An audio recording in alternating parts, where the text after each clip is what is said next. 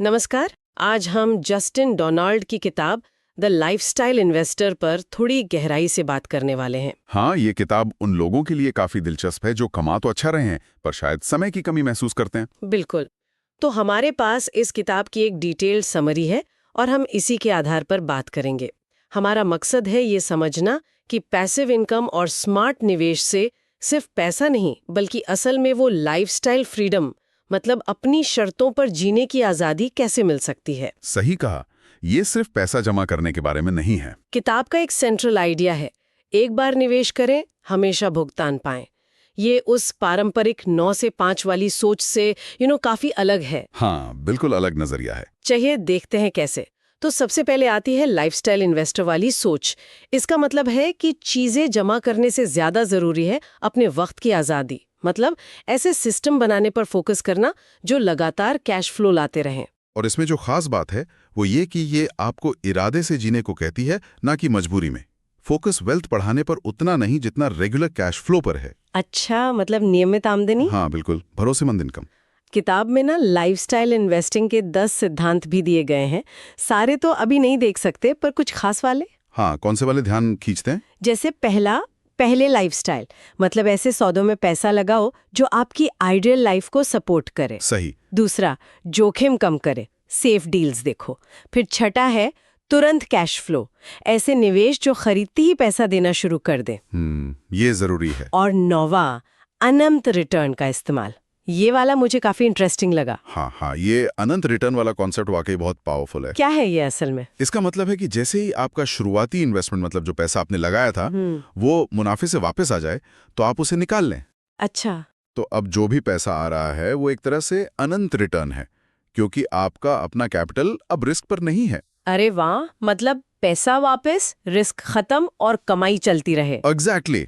ये पारंपरिक stock market से बहुत अलग है, जहां आप अक्सर कीमत बढ़ने का लंबा इंतजार करते हैं। सही। और ये जो कम जोखिम और तुरंत कैश फ्लो वाली सोच है, ये किताब के उदाहरणों में भी दिखती है।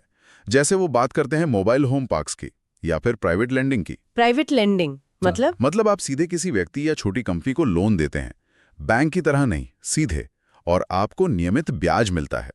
इसमें बाजार के उतार चढ़ाव का इंतजार नहीं करना पड़ता। अच्छा, तो सीधा कैश फ्लो। हाँ, और किताब अदृश्य सौदों को खोजने पर भी जोर देती है। अदृश्य सौदे, इनविजिबल डील्स। हाँ, मतलब ऐसे मौके जो खुले बाजार में आसानी से नहीं मिलते, जिनके बारे में कम लोगों को पता होता है। और किताब बार बार एक चीज कहती है, कैश फ्लो ही राजा है। बिल्कुल। ये सोच के लगातार आती हुई इनकम आपको जल्दी आज़ादी दिला सकती है, बजाय इसके कि आप सिर्फ संपत्ति की वैल्यू बढ़ने का इंतजार करें। हाँ, वो कहते हैं ना, कैश फ्लो बराबर आजादी। बिल्कुल। और अगर इसे बड़ी तस्वीर में देखें तो असल मकसद सिर्फ अमीर बनना नहीं है। तो फिर क्या है? एक मतलब भरी जिंदगी जीना, सेहतमंद रहना, खुश रहना। किताब लाइफस्टाइल डिजाइन की बात करती है। लाइफस्टाइल डिजाइन मतलब अपनी सीमाएं तय करना। हाँ, और अपनी इनकम को ऑटोमेट करना, सोच समझकर चुनना कि आप अपना कीमती वक्त कहाँ लगा रहे हैं, क्योंकि पैसे का असली मोल तो समय की आज़ादी से ही है ना। सही बात है। इसके लिए किताब कहती है कि अच्छे सौदों तक पहुंच बनाने के लिए एक अच्छा नेटवर्क बनाना भी बहुत जरूरी है। तो फिर ये किताब किसके लिए सबसे ज्यादा फायदेमंद है, आपको क्या लगता है? मेरे हिसाब से ये उन लोगों के लिए बहुत प्रैक्टिकल है जो कमा तो अच्छा रहे हैं, शायद उद्यमी हैं, प्रोफेशनल्स हैं, लेकिन समय नहीं है उनके पास। हाँ बिल्कुल, जिन्हें लगता है कि वो पैसे के लिए अपना सारा समय बेच रहे हैं। ये उन्हें एक रास्ता दिखाती है।